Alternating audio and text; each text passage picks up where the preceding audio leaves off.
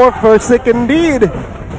Wow, jungle My boxer. God. Well, it looks a bit funky on paper, but keep in mind, right? The turtle's presence can reduce the rate of regeneration. So in a way, it's a bit of a counter towards the Uranus, and it's a lot of damage early on if the Uranus does not respect the potential for the spam shield unities. So it's an option I've considered before, but we haven't really seen it in practice. We'll have to see what emblems they go for as well. But those are the drafts locked in for both these teams, man. It's very interesting. Again, ladies and gentlemen, public service announcement. The Dragon Empire will attack the RRQ Kingdom. Will they prevail? Will they fail? Is the question as we are about to jump to the Land of Dawn for Game 1 between Aura and RRQ. These are the 10 heroes that has been sent by both teams. Who do you favor? Land of Dawn, here we go for our first game. Bigatron Alpha and RRQ. Man, look at the potential roaming for the side of RRQ, man. Of course, Aura here going aggressive already, but later on, having a Boxia, having a Kadita, nowhere is safe right here, and it's a good mix of magical and physical damage as well.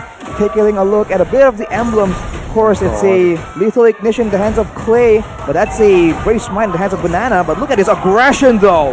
Exactly, very aggressive early on. Versic will steal away the orange buff. Level 0. Level 1 technically, man, he can't go 0, but still, it gives so much more space to Versic, who is again, well, this time a utility jungler, so it's still, though, really good because he can use the mobility to continue to just pressure Aura fire. This is why Paquito is so prio. Perhaps you have not seen it earlier, but Paquito cut clears towards the bot side, clears it, gets level 2, and then immediately invade the orange buff of Hayabusa. And of course, with that communication comes in Baksha with that chill unity. It's just all in. Well, talent-wise here, Arashi, what stands out? Well, a lot of tenacities on the side of Aura Fire. They definitely want to sustain through it. It's a Impure Wrath in the hands of Kimura on the Uranus though, so a lot of spam, but look at Skylar just going in aggressive right here, trying to back his teammates up. They're going aggressive, but is the timing correct? The turtle is spawning in 18 seconds, and it seems like Aura Fire are the ones with Prio on the bottom side of the map. They do have Prio, but they don't have one advantage. Versic just comes in and tries by. Oh! Petrified! Play with the first blood. Kimura already getting engaged on now. No consecration, not as much sustain as you would hope for a Uranus for now. And look at what they spent though. There's the ulti popped by Versic already, and he used the retribution to steal away the gold buff. If Hai gets a bit lucky here, can make something happen, but Banana is trying to bully him away, man. Violence is the answer. Very good calculation there. Versic does not matter. Getting the turtle first neutral objective without the retribution. Top side though, peep it. Naomi opening up vision here. Has the info on Van, so Skylar is rather safe now. Remember, he is rocking that Purify as well, so more sustainability when Hai is engaging. Finds Skylar, he has that security. Well, if you look at the talent predictions by the Samsung Galaxy S23 Series 5G, you can see that the talents still have a lot of faith in the kingdom, but look at that, Clay steals it away, and Aura can't say anything, man. This is insane pressure being exerted by the whole team of RRQ. The Baksha once again, look at what he's able to do onto Van. Hai gets a revenge, but to Versic, it's nothing. It's nothing, completely nothing. Oh, what happens up top? Kabuki gets picked off. The Tiger, now a Prince. Oh, Haya? And he's popping off. Oh my god, Haya caught low there. 3 levels gap between Hayabusa and Baksha now. Hai trying to tank top side. Well, again, RRQ, 3 minutes in, 2,500 gold lead. Arashi, how are you feeling? I'm feeling great, buddy. Thanks for asking. But right now, we have to be careful because they're winning in the early game, but at what cost, right? They have picks that will assist them in winning the early game. What can they do with that lead? That is what RRQ needs to be asking right now. Do they want to shut down the mid laner, right? Deny the magical damage? Do they want to shut down Kimura before he becomes too tanky? Or do they want to shut down the gold lane and let Skylar dominate? Seems to be shaping in that direction, but Hai is in position. Spotted out by Naomi, and look at what Naomi is doing again, just giving Skylar so much more room in already a good matchup for him up against the Beatrix. RRQ, they have 3 winning lanes technically, and the Baksha is already doing work down below. Oh, some good damage actually from Aura Fire. And let's talk a little bit about this. Focusing mark on the Kufra. Focusing up on the Kufra, I mean, in theory, there's potential there, but it only applies onto one person. You can apply it to the whole team. And so, on the Kufra, for pickoffs, it makes sense. And they are going for a pickoff here, but on the other side, this is the result, man. Man, I mean, a lot of mobility, right, in the side of RRQ. You have the Baksha, you have the Paquito, and as well, on top of that, you have the Kadita, who is just so mobile using his first skill. Now, though, Naomi needs to be careful.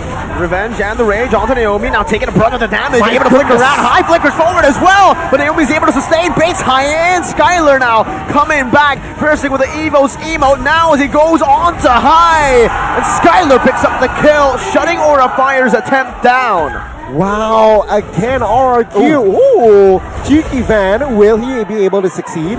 It's like, no. Persik still gets the boost. Oh, good dodge. Banana's still hunting for him though. He has the flicker. Jab flicker combo is something we've seen a lot from Flicker. Jab though comes in a shadow kill from Van, but Persik understands how to counter, how to stop a Hayabusa. Big damage, and once again, that's the Van getting shut down. Level 6 against a level 9 Fursic. Unfortunately for him, though, the buff was taken, but wow. For 3-man dive, essentially, and there's nothing Kabuki can do, man. That was out of his control. Man, what a game. High again now. Caught isolated. There you go. Petri, rough waves, and it's all RRQ. Oh man, 6,000 gold lead here. Almost 6 minutes mark as well. RRQ, they're having fun at this point. What can Aura Fire do here? I mean, it's very hard again. They lack mobility. They can't funnel on towards Beatrix only. And yeah, I see no loophole whatsoever here for the side of Aura Fire. They have two options at this point, man. With the dice being so decisive and so dangerous, just like this, right? Getting the whole team zoned away, they are better off. They can match RRQ, but that's a bit too difficult due to the picks. So they can just go and try and go for trades instead. But at this point, the mobility is just way too much to deal with. And once again, the orange buff gets taken away just like that. 3 levels ahead, Wow. Persik is now. Banana completes the Bloodlust Axe. 6 minutes in, 7,000 gold lead for RRQ. 6-minute golden staff Exactly. for the Claude. Exactly, man. I mean, let's take a step back, right? What happened at that draft? So, what happened was Aura Fire opted for an early first phase Hayabusa pick, which, man, it's a very juicy target for a fighter. And there you go, Zaya again, a mastermind there. Last pick, that Baksha, knowing very well that going up against an assassin, Baksha does very well. It was a complete outdraft as well. Revenge and Rage now onto Naomi. First kill on the board now. As that's going to be damage coming through Naomi! How? There you go. Kimura finds the kill. Blazing to end of the back. Skylar dealing a lot of damage. Versik now with the shield unity looking, hunting for Van. But he's able to escape Naomi. If he survived that one, my goodness. The amount of times this game Naomi has been able to survive with a sliver of HP is just completely unreal. Overall, it's still a good result for RRQ, but the more this goes, the more tanky Naomi's gonna be. So Aura Fire, they have to find other targets. At this point, getting Naomi is nice, but they have to try and target Clay, target Skylar. Look at that! One of the players with the higher amount of gold. Yeah, I mean, 4 players from RRQ clearly will have more gold here. Kabuki still struggling behind here, 4,000 only. Look at Naomi having more gold than Van. He is not having a good game at all, dude. This Hayabusa countered in so many ways. With the mobility, with the tankiness of the members, with the suppression, the divine judgment in the hand of Naomi. Van just seems so powerless in the face of this draft. Just doesn't have a jungle. He does not have a jungle. He's not a jungler, he's a laner at this point. Because he has to ult. Even a shadow kill was used up there just for a cannon minion wave. Not even like, it's a normal wave. He's getting desperate. I don't know. Things are not looking good here for the side of Aura. RQ, they definitely have the tempo again. Naomi now already with the fleeting time, which means he can Loki spam his ult. Loki spam his divine judgment every time he picks up an assist or kill. Let's see how will Aura Fire take care of that. There's a bit of a silver lining here in the fact that Aura Fire still has kept a lot of their turrets But with the next Lord being picked up by RRQ here, most likely, that means that they'll have the sieging power, and they're gonna knock down a bunch of turrets, and this is Aura Fire in survival mode. They have the Eve, they have the Beatrix, so they have long distance wave clear to try and stall this. But if RRQ manipulate the waves intelligently here, they can push all three at once, and Aura Fire, they're gonna really struggle to try and do that. And not just clear the waves safely without getting dove on.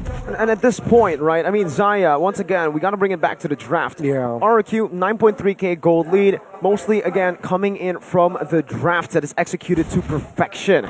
They have all the answers that Aura Fire are asking in the game. Uranus instantly with a box shed. No NOD, no Damas Ice necessary. It's already built in the passive. Kimura is struggling. He cannot be the front line. And to everyone in the back, that's the Kadita for you. That's the Paquito and even the Claude that can dive inside and melt them down. I mean, I want to look at Corrosion Sight and Wind of Nature in the 10th minute of the game. Fully built, everything. He just needs a Malefic Roar, and if he gets that Malefic Roar, he'll practically deal true damage. You thought the van was useless? Now with the Wind of Nature in the hands of Skylar, that is even more of the case, and here we go, man. 3-wave, well, the bottom wave got cleared, so it's a 2-wave push.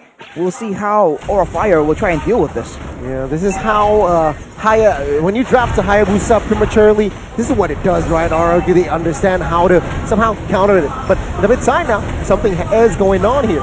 Shadow Kill used up Naomi. Oh my god! I didn't even get to see Kimura. He just disappeared from the land of dawn.